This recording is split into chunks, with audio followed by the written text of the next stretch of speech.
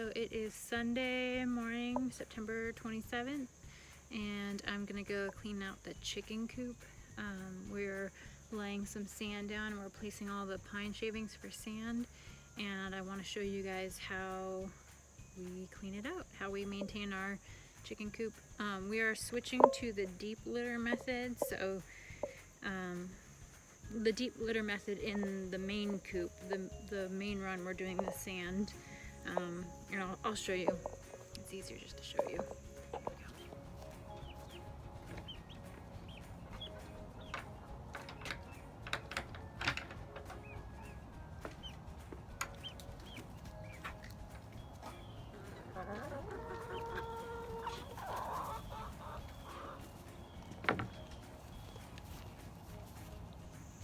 Okay, so we used to have just pine shavings everywhere. You can still see some remnants of it.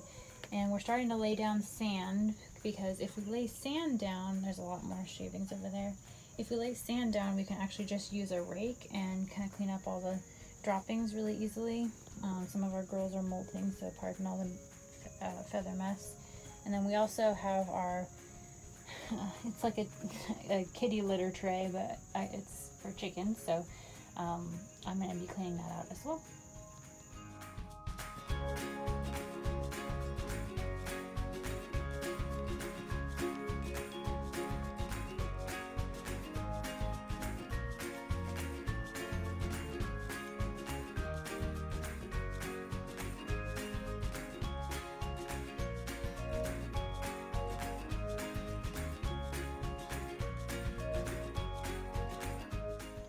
Quick break because I'm pretty sure we just got an egg. See that pretty blue egg? If you saw while I was cleaning, there was a bird that she like flew behind me. Yeah, that's Louise. We call her Louise because we like to say geez Louise because she's pretty silly. They're pretty little. Okay, here. Let me show you in comparison to my hand. They're fairly little eggs. Our Isa Brown lays much bigger eggs, but they're getting a little bit bigger, but they're still pretty tiny. But I'm gonna set this down and we'll keep going. I've pretty much cleaned out the base of the coop now. So I scraped out all the muck down here. We're gonna lay some more sand. So all of it's been pushed right here, you can see. Now I need to use our kitty litter scoop and clean out the poop tray, and yeah, and then lay the sand down. Let's do it.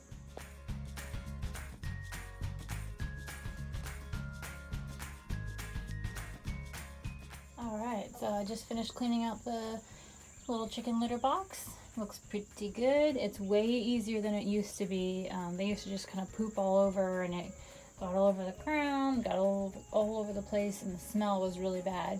But we've actually been able to pretty much contain the smell, which is awesome. And so now we just need to get rid of the last of the pine shavings. I'm actually adding it all to my compost. The chickens got to one of my compost piles and shredded it, so I need to rebuild that one. But I'm going to throw this all in the compost pile, and we'll get back to it.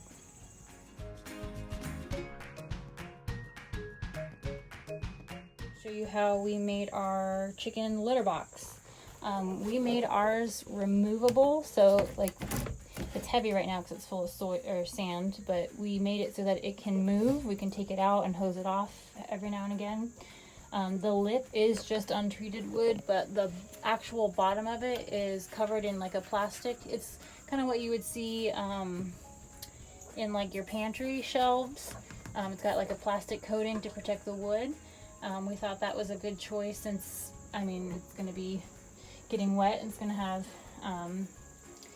obviously chicken poop and all that fun stuff inside there, so that was a smart choice for us. You can make them any shape you want, but we have a roosting bar this way and another one this way, so we went ahead and made ours an L shape.